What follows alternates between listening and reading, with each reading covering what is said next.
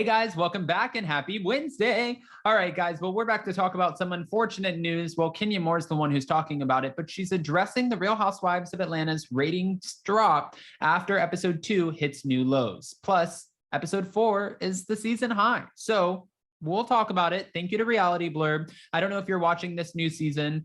I am trying to get into it. Real Housewives of Atlanta has always been probably my most favorite franchise. Then Potomac started to steal that spot. I really enjoyed this last season of New Jersey, and I'm completely invested in Beverly Hills. But for Atlanta this season, I feel like we're missing a few key cast members. And I was hoping that with Marlo Hampton getting her peach and bringing back Sheree Whitfield, it wouldn't have been the case. That wouldn't have been the case. But I don't know. We'll have to continue to see how this plays out. So before we jump in, if you guys haven't already, go ahead, smash that like button. If you're not subscribed, get subscribed. Don't forget to hit that notification bell. And with that, let's jump right in. It's time for all your binge-worthy pop culture news. Welcome to Up and Adam. All right, guys, so it looks like Kenya Moore has spoken out about the recent drop in ratings for the Real Housewives of Atlanta recently. Okay, she did this recently on Twitter. In a series of posts, Kenya did her best to defend the new episodes after viewership was nearly cut in half, and she explained why she believes the show got off to a rocky start and insisted that season 14 is a great season and will get better as it continues to air. Kenya Moore, we love you. I love the shade that she threw at Michael Rappaport. I think that she's absolutely hilarious, but we'll be the judge of that. I'm still so shocked at these ratings. Bravo must be kicking themselves that their highest rated show has fallen so hard. This is what a fan wrote on Twitter earlier this week after seeing that season 14, episode 3 had brought in just 850,000 viewers. We were up against the Billboard Music Awards and NBA Finals next week will get even better. It's a great season. So she's letting us know, hold on, wait a minute.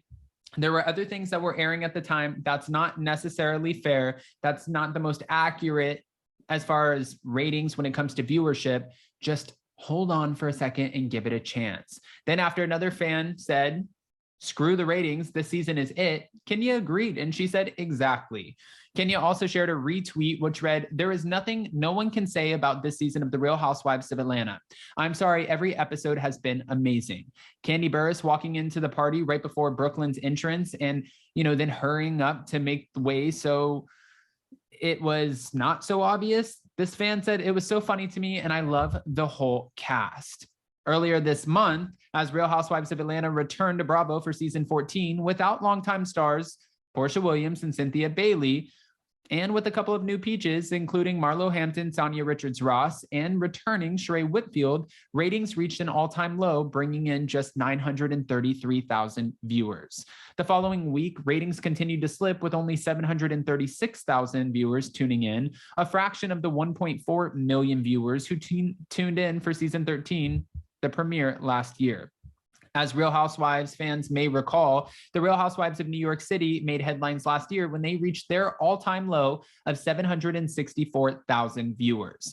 Some good news for Real Housewives of Atlanta. It came after episode 4 aired, as the ratings for the May 22nd episode reached a season high with over 992,000 viewers tuning in.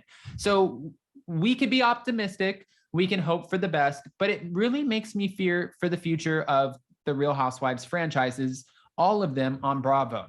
I don't agree with 99.9% of anything that comes out of Kelly Dodd's mouth. I will say that. And I honestly, that's just how I feel. I know everybody's pretty divided. Some people love her. Some people hate her. Some people love to hate her. You get the point.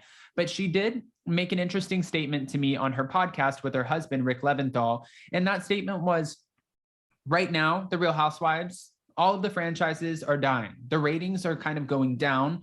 And if they would just change the perspective a little bit, she said it's more interesting what goes on behind the scenes with production, breaking the fourth wall, seeing how production interacts with the cast members.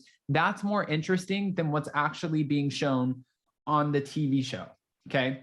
Now, I agree with that because if you watch the new episodes, the new season 4 of The Real Housewives of Miami, they premiered that on Peacock, and it looked like they took a little bit of a different approach to filming this. And if you see the confessional looks for Real Housewives of Dubai, it's the first time that we're really getting full body confessionals. So they're making a few little tweaks here and there, but I don't know if they're strong enough to really keep this, well, these franchises solid and going. I don't know if that's possible.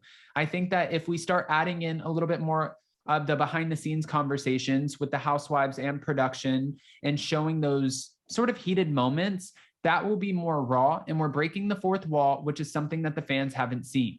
The problem is during the pandemic, when everybody was sitting there and they were watching these different TV shows like the Housewives or any other reality TV shows, fans got really smart. Not saying anybody was not smart before, but fans started to see, okay, this is really calculated. This was a reach. I can read right through this. This just feels like total BS to me.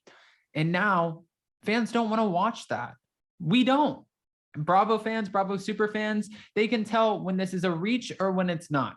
Tamra Judge even recently just came out and said that she feels like, and she said this on Two Teas in a Pod with Teddy Mellencamp, that Drew Sidora's whole storyline with her husband is one for the ratings, that this is not an authentic storyline. And Drew clapped back and said, that's not true. Whatever you see with me and my husband on the TV show, what you see is what you get. It's not true. We're not faking anything.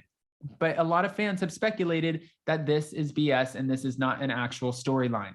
Fans have also slammed Kandi Burruss for fake storylines, which I don't think Kandi has any fake storylines, to be honest with you. I feel like what you see is what you get. We've seen Giselle and Karen in their friendship, but also being enemies, but back to a friendship. We've seen that slam before. We've seen fans slam the Real Housewives of Orange County and Heather Dubrow and Noella's back and forth. We've seen them slam Beverly Hills and Salt Lake City. Lisa Barlow. We've seen it all across the board. So my question for you is, what are your thoughts for the future of Bravo? What are your thoughts for the future of reality TV, and more specifically, the Real Housewives? These franchises, do you think that Bravo and the network, NBC, Peacock, that they'll be able to revamp and save these franchises?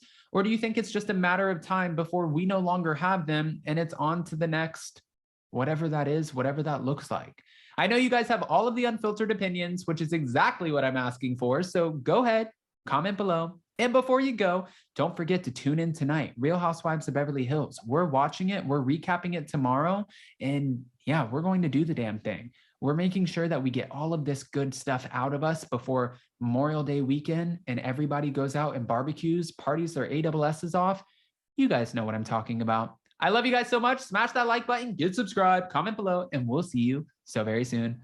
Bye, guys.